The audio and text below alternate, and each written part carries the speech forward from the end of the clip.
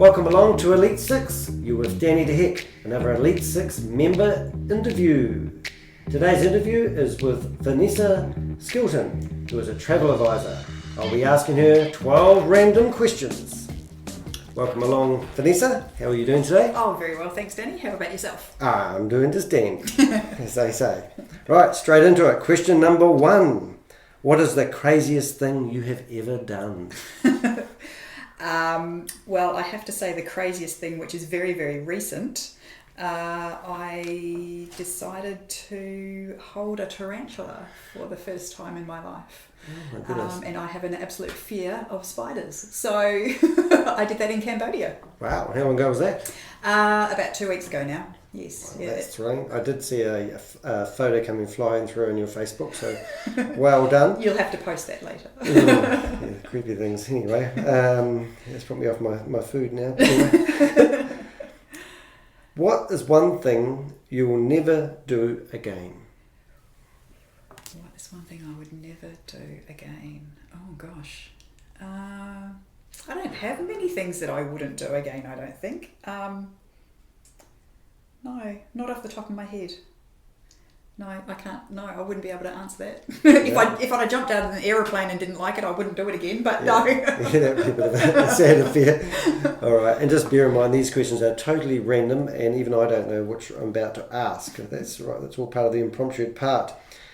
Okay, what is your biggest fear and why? I think you've actually might have just answered that. I've just answered that. Yes, Yeah. yes. Spiders are definitely a big fear, and so I've got over. Well, I can't say that I've completely got over the fear because I'm sure I'll jump if I see another hairy spider. But yes, yes. So you just thought, oh, let's face my fears and run it off to a tarantula farm and grab one of those. Well, we visited this town last year, and I wasn't prepared to see live tarantula when we pulled up.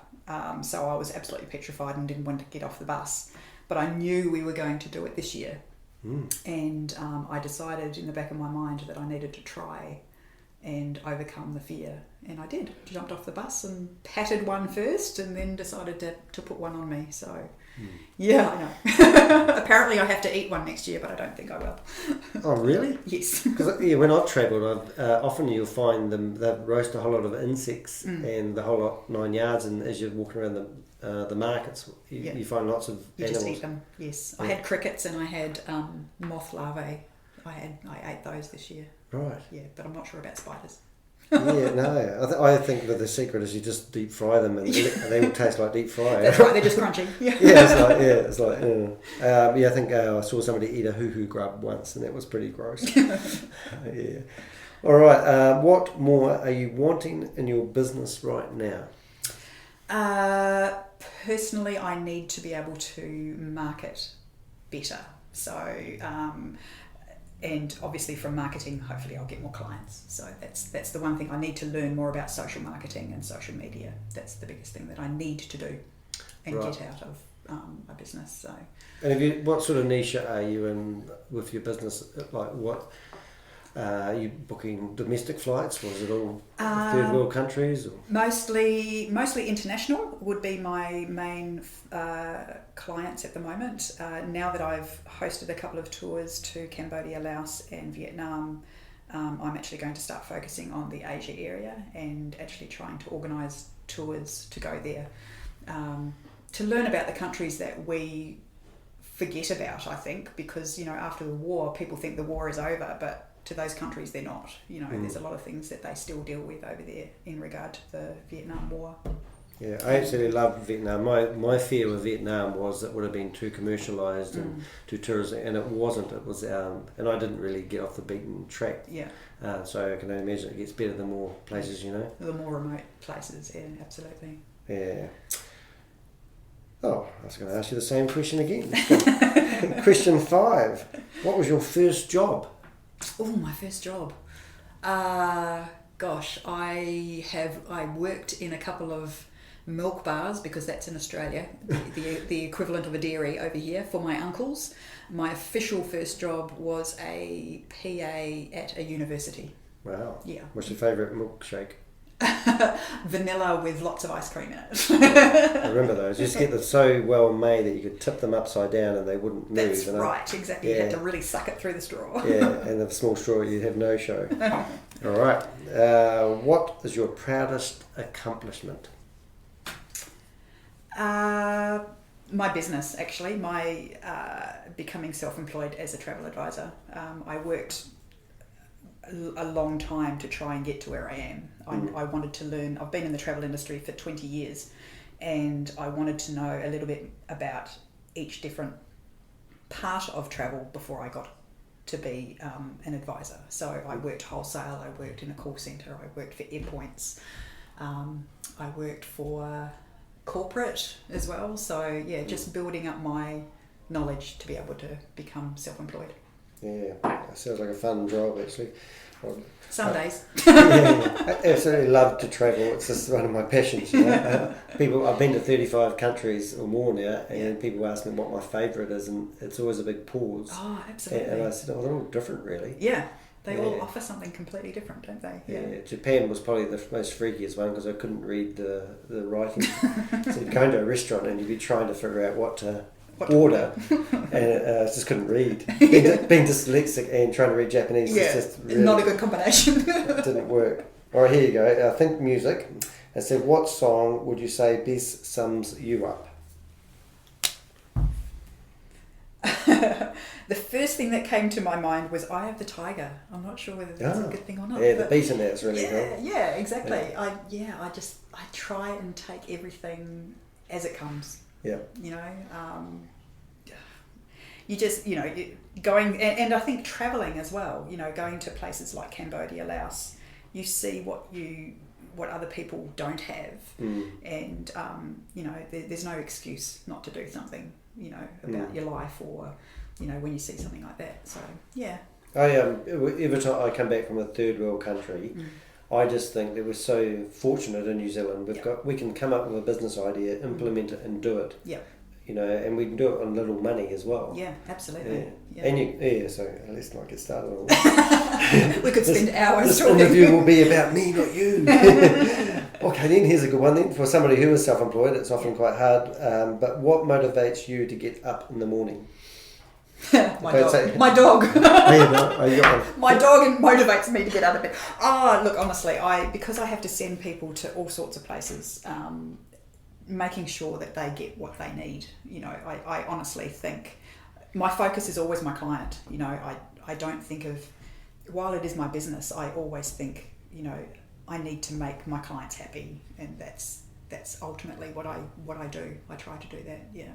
They get me out of bed. Yeah, they do. And what is your dog's name? PJ is my dog's name. PJ. Yes, yeah. And he gets me out of bed, and if I don't take him for a walk within an hour of getting out of bed, he whines at me. So, yeah. So he's pretty cool. Yeah, I miss my dog. His name's Apple. Apple.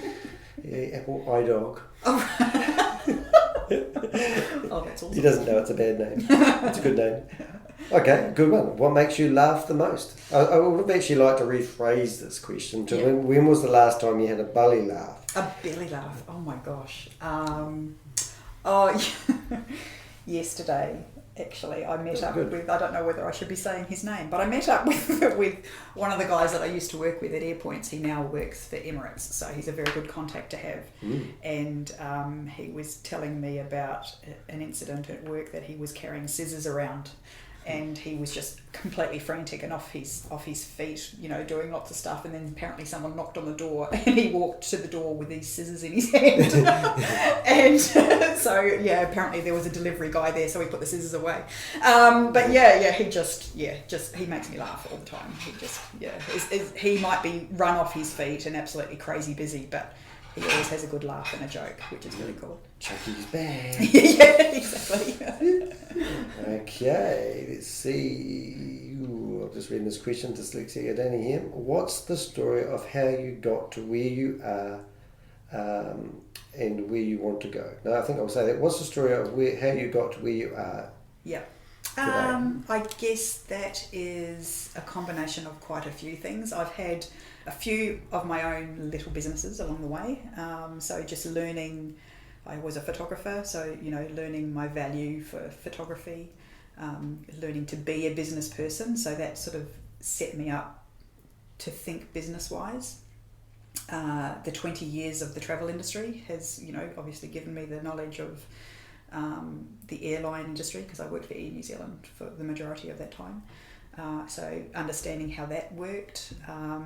Personally, my mum and dad, they, always talk about mum and dad, because, obviously I have to spend some time with my mum and dad very shortly, but they had a huge influence on my life to do things. My mum is an inspiration. She was awarded an award at the Sydney Opera House not long ago, and for her artwork in Aboriginal art. Wow. So the other people have been my biggest inspiration for me to get to where I am. Yeah, I like people. Yeah. Apparently I need them in my business. I'm trying to replace my bots, but it's just not happening. All right, the last and the 12th question is, what's the best gift you have ever been given? It doesn't have to be a material one. No,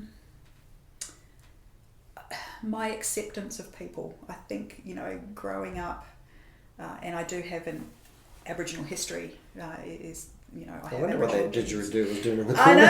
know. So, I've had the advantage. My parents moved off an island that was very, very racist towards Aboriginal people. So I was able to step away from receiving any sort of racism from people in Tasmania, but I have the other side. So I can actually see two sides of a story. I think that's probably the biggest take from anything that I have. I try and give people a chance. I try to not assume things.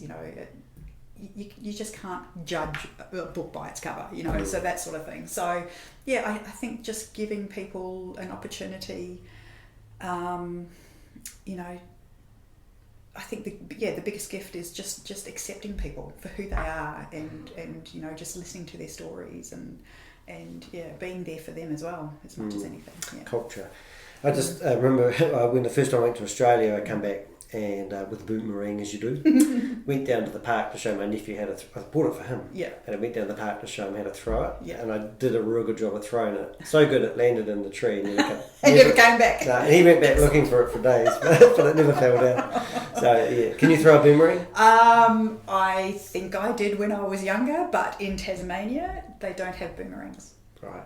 So there you go.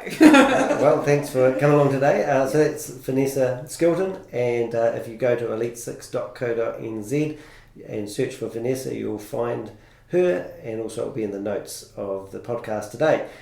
Now, just for the last minute, can you tell people who you are and what you do? What I do. So I am a travel advisor.